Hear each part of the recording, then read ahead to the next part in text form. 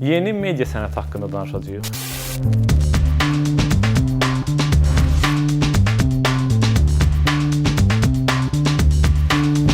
Rəqəmsal dünya, sosial media, yeni texnologiyalar həyatımızın hər tərəfini sakitcə ələ keçirdi. İndi kommunikasiyadan alış-verişə, təhsildən istirahətə, əyləncəyə qədər həyatımızın hər anına onun böyük təsiri var. Ancaq bu texnologiyaların sənət dünyasına da radikal yeniliklər gətirilməsi aydın məsələdir.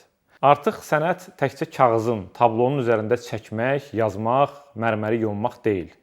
Heç fotoaparatın və kameranın obyektivində əbədiləşdirilən kadr da deyil. İndi sənətin materialı həm də kodlar, kompüter proqramlarıdır. Yeni media sənəti 1990-cı illərdə internetin bütün dünyada yaratdığı dəyişikliklərə paralel şəkildə inkişaf edib.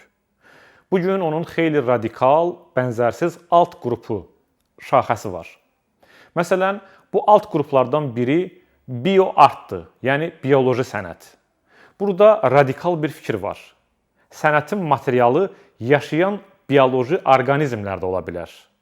Ən məşhur nümunələrindən biri Eduardo Kass'ın 2000-ci ildə həyata keçirdiyi Alba GFP Bunny layihəsidir.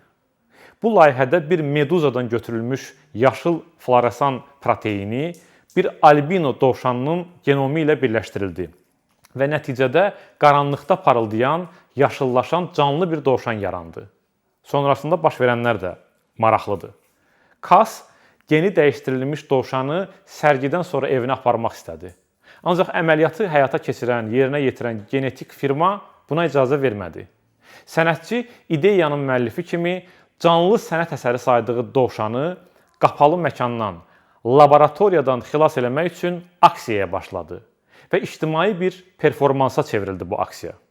Beləcə, Alba dovşanı təkcə elm və sənətin, texnologiyanın kəsişməsindən yaranan, yəni sözün əsl mənasında yaşayan sənət əsəri kimi yox, eyni zamanda əqli mülkiyyət, geni dəyişdirilmiş canlının fərdi haqları kimi mövzuları da gündəmə gətirdi.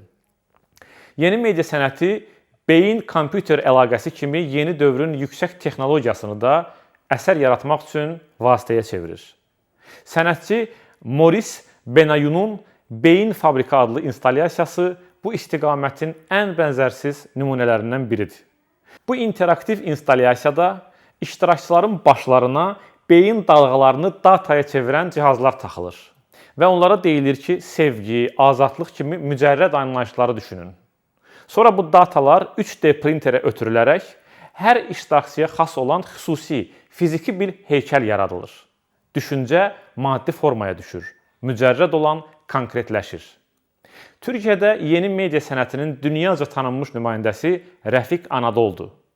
Onun ən məşhur işlərindən biri 2019-cu ildə New Yorkda həyata keçirdiyi Maşın hallüsinasiyası adlı audio-vizual installyasiyadır.